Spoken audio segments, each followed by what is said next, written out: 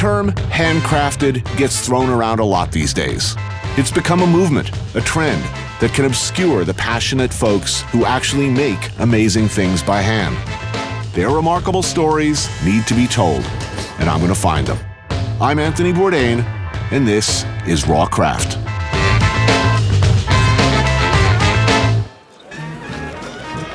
New Orleans isn't just about the food and nightlife, it's about the music.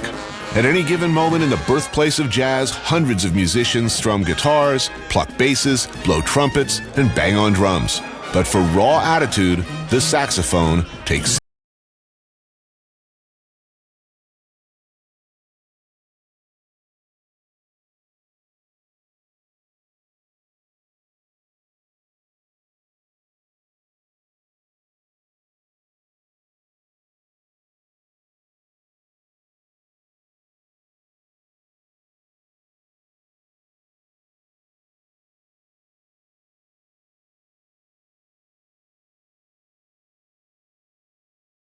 as well. What's the difference between a pretty good saxophone and a really good saxophone? Where's the real craftsmanship come down to? Assuming that everybody's done their math right and all these holes are in the right place, then the real key to a really great instrument, first, choice of materials, and then very careful adjustment of each and every one of those little parts. Careful adjustment. Sounds like going back to the chiropractor to get your back cracked, right? Well, yes, if your back were made up of over 500 different moving, largely metallic parts.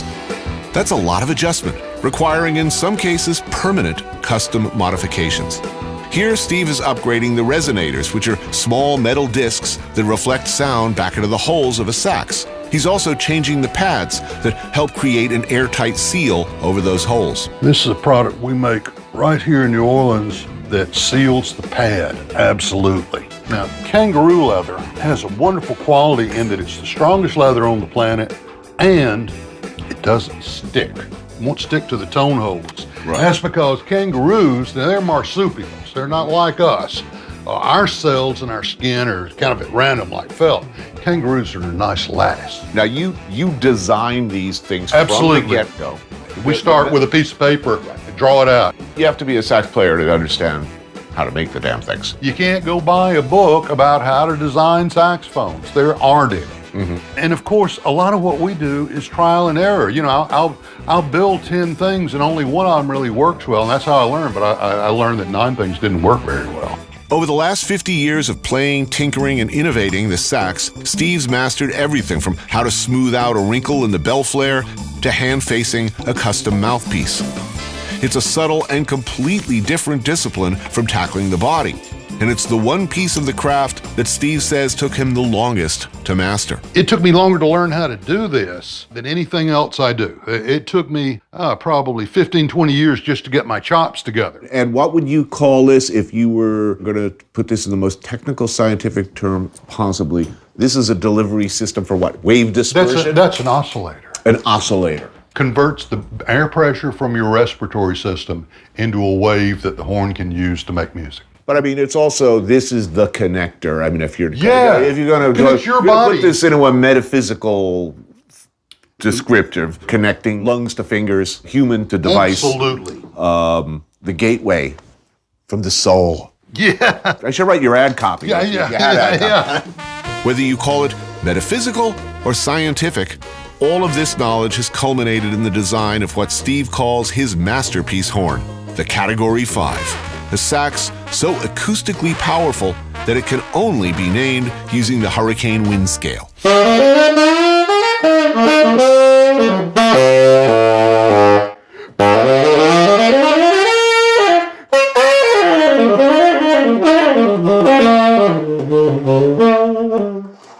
Wow, even I could tell the difference. Yeah. And I fell asleep next to a Marshall Stack at a Blue Oyster Cult concert back in 1979. So my hearing is seriously damaged. Yeah. That is a great leap forward in the sound department. Well, there's no Category 6 hurricane. It only goes up to Category 5. That's like turning your amp up to 11? 11, exactly. It is literally a storm of a saxophone. There was never a budget involved. It's just what is the best way to do this. What kind of a general price range are we talking about? We're talking a very specific price range, $15,000 and not a penny less. You'll wait to get it and you'll thank me when you receive it. Oh, wow. Okay. Nobody has a horn priced higher than that, but it does more. I'm Bill Clinton. I want one. How long do I have to wait? Bill doesn't have that model.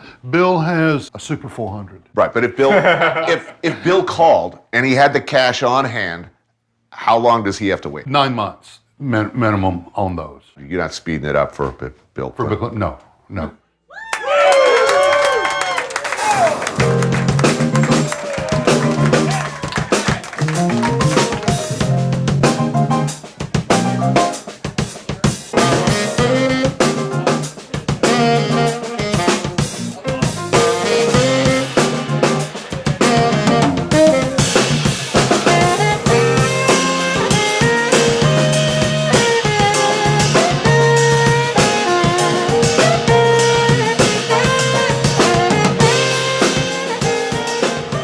And I guess what I'm asking is, we already know there's magic in music, okay? Otherwise you wouldn't do it.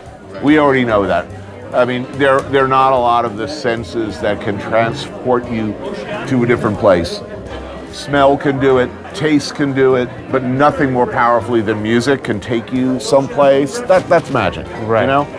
Is there magic lurking in the instrument itself? Well, it's not magic, it's science. You know, it's science, but it's very much a black art. When you got your first truly awesome sax and you held it in your hands, did you think this is, you know, a magical scepter that I can rule the world with? Oh yeah, because it's like pulling out Excalibur. It's like, wow, look what I can do with this. I love the saxophone. I mean, to me, it's an instrument that can sound really sublime or really nasty. If you want it to sound really nasty and dirty, and it's very expressive of emotion in a way that I think most other instruments aren't.